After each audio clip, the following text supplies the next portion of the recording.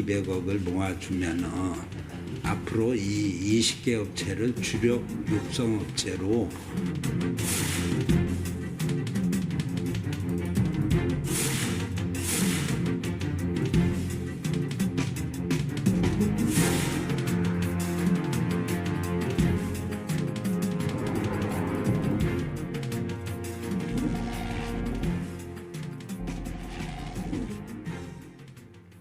안녕하십니까. 시사현장맥 윤주성입니다.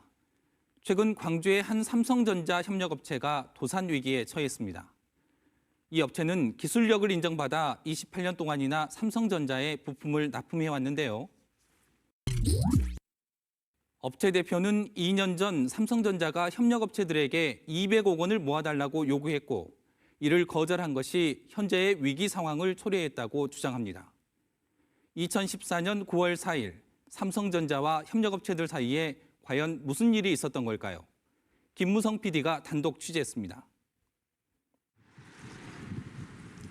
하남 산단에 위치한 태정산업은 삼성전자 광주공장의 협력업체입니다. 냉장고의 핵심이라고 할 수 있는 압축기 부품들을 생산하는데요. 독자적인 기술력을 바탕으로 품질과 가격 면에서 경쟁력을 인정받았고 28년 동안 삼성전자 광주공장에 해당 부품을 독점으로 공급해 왔다고 합니다.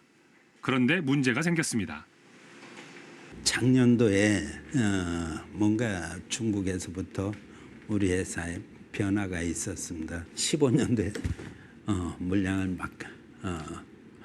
우리 단독으로 하던 물량을 타사로 빼기 시작을 했죠. 우수 협력업체로 여러 번 선정됐을 정도로 오랫동안 삼성전자 광주공장과 긴밀한 관계를 유지해 왔다는데요. 작년부터 상황이 달라진 이유는 뭘까? 처음엔 몰랐습니다. 몰랐는데 지나놓고 생각하니까 저희가 삼성이 요구하는 요구사항에 쫓아가지 않는다고 어떤 임원의 판단에 의해서 조정 대상업체로 아마 집어넣은 것 같습니다. 요구사항에 쫓아가지 않는다. 이게 무슨 의미인지 제작진이 계속해서 물어보자 대답 대신 휴대폰에 저장된 문자 메시지를 보여줬는데요. 그 안에 담긴 내용은 상당히 충격적이었습니다. 2014년 9월 4일 요 날 이후 회사가 괘씸죄에 걸린 거다. 그렇죠. 예. 2014년 9월 4일 삼성전자 광주공장과 협력업체들 사이에 대체 무슨 일이 있었던 걸까? 주요 협력업체들만 가입할 수 있는 협성회에서 긴급 회동을 제안했는데 장소 예약자는 삼성 직원이었습니다. 모임 당일 참석하기로 했던 삼성 측 간부들이 자리에 합류하기 전 회동을 공지했던 협성회 부회장이 먼저 이야기를 꺼냈다고 합니다. 사실은 내가 이 얘기할 일은 아닌데 삼성이 자기를 시켜서 해달라고 먼저 부탁을 해서 삼성 측에 이 얘기를 전달을 하는 거니까 오해하지 말라고 얘기하면서 협력업체 20개 업체가 좀 200억을 모아주면은 삼성의 협조를 부탁한다 하는 취지로서 그 200억 각출에 대해서 설명을 했습니다. 처음 듣는 얘기에 협력업체 대표들은 당혹스러움을 감추지 못했고 그 자리는 금세 성토의 장이 됐다고 합니다. 이게 무슨 소리냐. 200억을 어떻게 모금을 한다는 얘기냐. 뭐 현찰로 걷어서 내라는 얘기냐. 뭐냐 이게. 하여튼 200억을 어떤 방법으로든 그때가 이제 9월이었으니까 연내로 만들어야 된다. 이 얘기였습니다. 그래. 다들 기가 막혀가지고. 이야기가 마무리될 때쯤 당시 삼성전자 전무와 상무가 자리에 합류했습니다. 부담스러움을 느낀 태정산업 회장은 별다른 의사 표현을 하지 않고 이내 그 자리를 떠났다고 합니다. 그 이후에 이 얘기들을 들어보니까 그 다음에는 이제 가짜 맨투맨으로 우리는 얼마를 협조하겠다, 얼마 협조하겠다 하는 것들이 맨투맨으로 있었던 모양입니다. 권 회장이 따로 의사 표시를 하지 않자 협조 여부를 알려달라는 독촉 메시지가 2차례 있었는데요. 그중에는 삼성전자 측 상무에게 의사를 직접 전달하라는 내용도 있었습니다. 삼성 측이 협성의 부회장에게 보낸 걸로 추정되는 문자 메시지에는 의사 표시를 하지 않는 업체들을 일일이 거론하면서 답변을 요구하고 있습니다.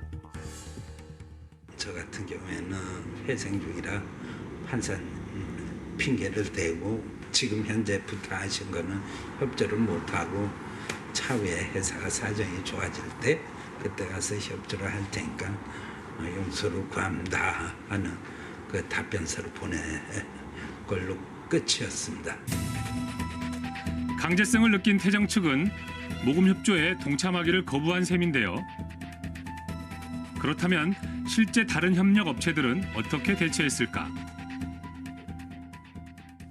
나는 5억 했다, 나는 8억 했다 이런 거를 업체들이 스스로 밝히는 거를 터부시하죠. 냈긴 냈어. 전달하긴 전달한 것 같아요. 예. 했대요. 예. 어떤 식으로 들으셨습니까? 그러니까 이제 납품대에서 공제하는 형식으로 했죠. 삼성전자 측에 사실 확인을 요청하자 인터뷰 대신 서면으로 답변해 왔습니다. 그 내용은 태정산업 측의 주장과 전혀 달랐습니다. 당시 협성의 긴급 모임을 먼저 제안한 것은 삼성전자 측이 아니라 협력업체 쪽이었다는 것. 그리고 삼성전자 측은 어떠한 금전적 지원도 요청한 적이 없었다고 밝혔습니다. 또한 삼성전자 측 상무가 협력업체의 답변을 요구한 건 금전 지원에 대한 게 아니라는 겁니다. 양측의 주장이 판이하게 엇갈리는 상황. 취재진은 당시 모임을 주도했던 협성의 부회장을 찾았습니다. 직접 만날 수는 없었지만 그는 KBS와의 통화에서 자금 모금과 관련된 논의는 전혀 없었다고 말했습니다. 그렇다면 당시 협성의 모임에 참석했던 다른 협력업체 대표들은 그날을 어떻게 기억하고 있을까? 모금에 대해 대부분의 참석자들이 기억이 나지 않는다거나 조심스러운 반응을 보였습니다. 전화상으로 말씀드리기가 좀 그렇고요. 드려서 얼굴 뵙고 말씀드리면. 어디서 무슨 오다를 받고 한 건지 본인들이 알아서 한 건지 그런 건 명확지 않은 거고 본인들이 말을 하기 전에는 조심스러운 일이에요. 다. 근데 그런 얘기가 오고 간 것은 기억이 나시는 것 같네요. 그 얘기가 있었죠. 당연히 그런 건 있었는데 서로 어느 업체는 하고 어느 업체는 않고 이런 것도 있고. 또 다른 협력업체 관계자는 액수가 부담스럽기는 했지만 그렇다고 아예 외면할 수도 없는 입장이라 몇 차례에 걸쳐 수천만 원씩 성의 표시를 했다고 밝히기도 했습니다.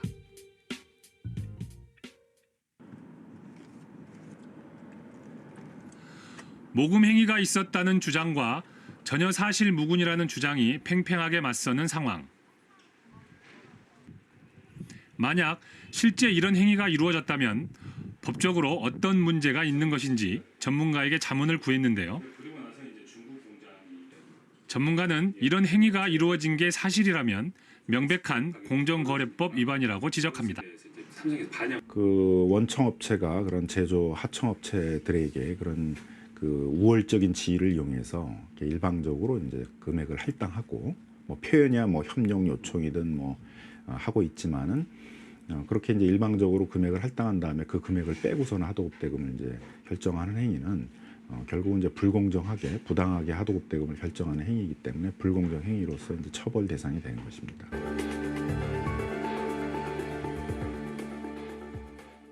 삼성전자 측이 200억이나 되는 거액을 협력업체들에게 요구하는 것이 사실로 드러날 경우 큰 파문이 예상됩니다.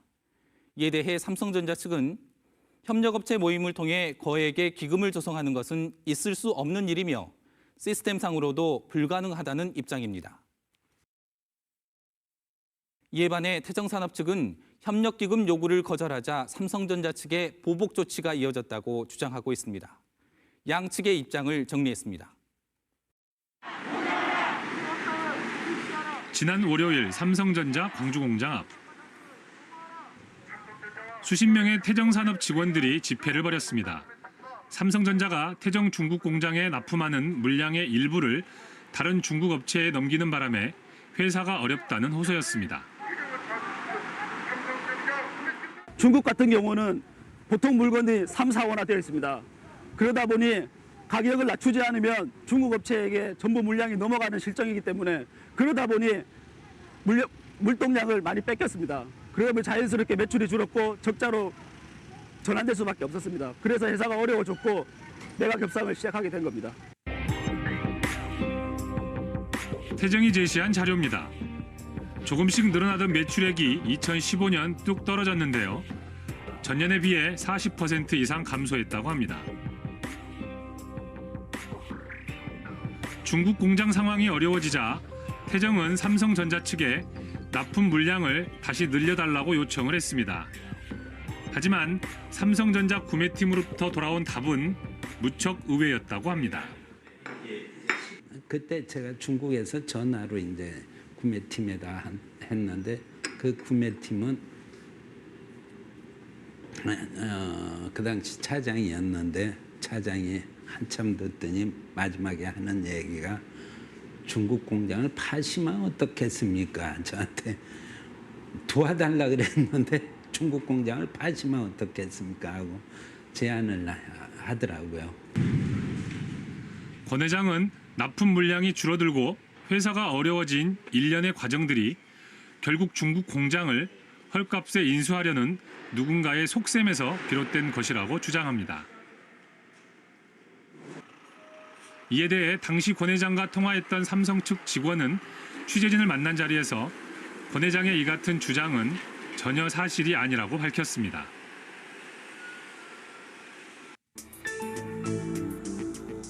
그의 말에 따르면 태정은 그전에도 중국 공장 매각을 시도했었고 이번 매각 협상 또한 태정이 먼저 제안한 것이라고 말합니다.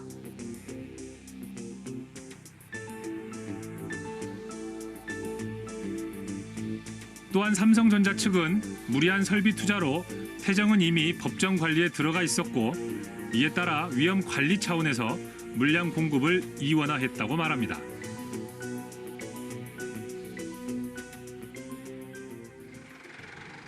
하지만 태정산업은 주문 물량을 대폭 줄이는 것은 중국 공장 문을 닫으라는 얘기와 마찬가지라고 반박합니다. 태정산업이 생산하는 부품은 삼성 냉장고 규격에 맞춰져 있기 때문에 삼성전자 말고는 다른 판매처가 없고 또한 타사 냉장고 부품을 생산하는 것도 사실상 불가능하다고 합니다.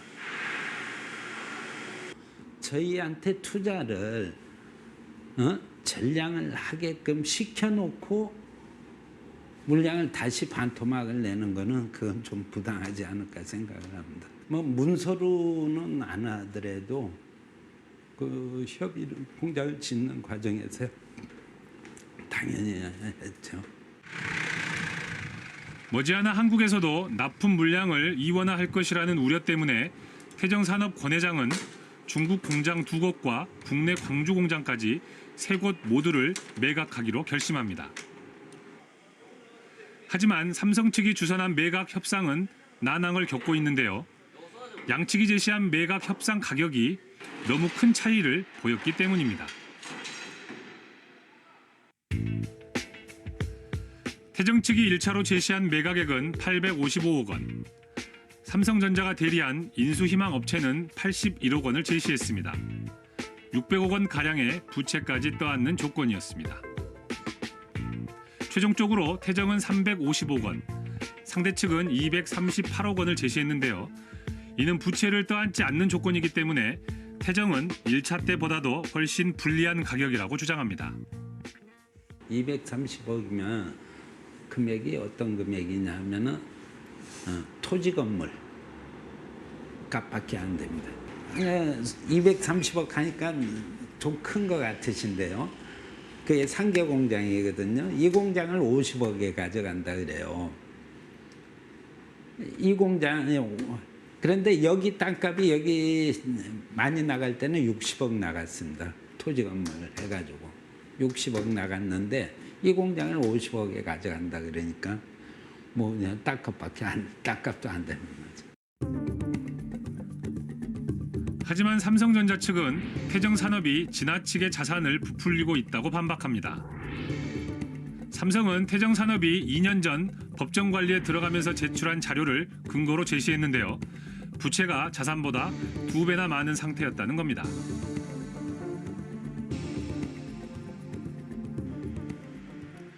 양측의 의견 차이 때문에 협상에 진전이 없자 태정은 삼성전자의 독점 공급하던 한국 공장을 멈춰 세웁니다. 매각 가격도 문제지만 지금까지도 인수 희망업체가 누군지조차 모르는 상태에 불안감을 느꼈다고 합니다. 전혀 없습니다. 한 번도 없고 추측도 가지 않습니다. 몇 번 질문을 했는데 밝히지 않겠다고 현재 상태는 밝히지 않겠다 해서 더 이상 묻지 않았습니다. 하지만 이 점에 대해서도 양측의 말이 다릅니다. 매각 협상을 인수 희망업체가 아닌 삼성전자와 하겠다고 요구한 것은 오히려 태정이었다는 겁니다. 또한 협상이 원활하게 진행되지 않으면 실력 행사를 하겠다는 등 태정산업이 삼성전자를 압박했다는 겁니다.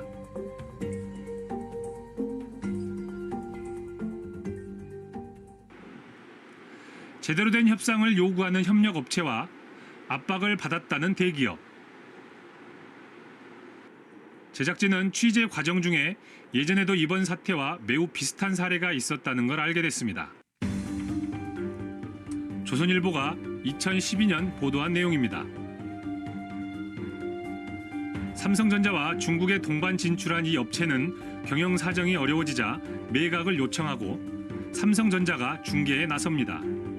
하지만 인수 희망 업체에 대한 정보도 제대로 받지 못한 채 매각 협상이 틀어지는데요. 삼성전자 측은 매각에 실패한 것이 자산을 지나치게 부풀린 협력사 때문이라며 책임을 협력사에게 돌립니다.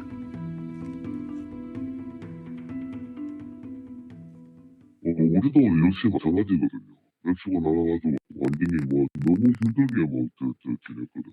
그런 일들이 조금은 있어요. 그래서 대표님도 그 요청에 의해서 해외에 진출하셨는데 지금 몇 년째 좀 어려움을 겪고 계시다는 건가요? 그렇죠. 다 마찬가지죠. 삼성이 갑이긴 갑인가 보네요.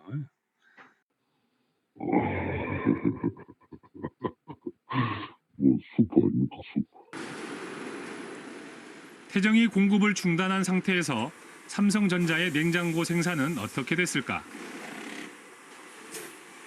삼성전자는 협상이 중단되기 이전부터 만일의 사태를 대비해 태정의 물량을 대체할 방안을 마련해 왔다고 합니다.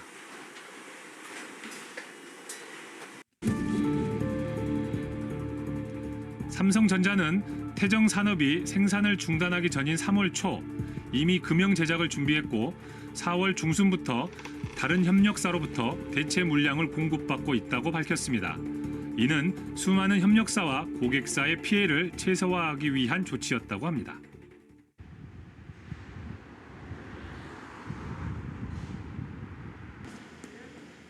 공장은 멈췄지만 태정산업 직원들은 매주 월요일 함께 모이고 있습니다. 언젠간 다시 가동될 거란 희망을 담아 공장 구석구석을 청소하고 있습니다. 하지만 불안감을 숨길 수는 없습니다. 우리 협력업체들이 먹고 살기가 다 길로 나앉은 그런 처지라 좀 걱정이 많이 되고요. 자녀도 키워야 되고 남편도 좀 몸이 불편하고 그러니까. 저 같은 경우는 지장이 많습니다. 애들이 4시에다가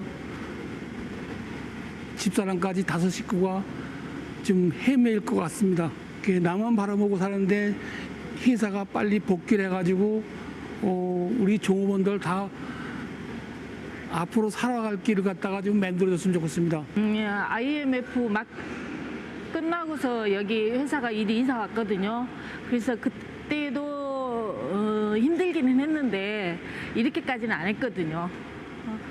많이 가정사를 이끌어 가는데 많은 어려움이 있습니다. 그래서 그 어려움이 좀 빨리 타파되었으면 좋겠고, 그리고 모두 같이 공존했으면 하는 바람입니다.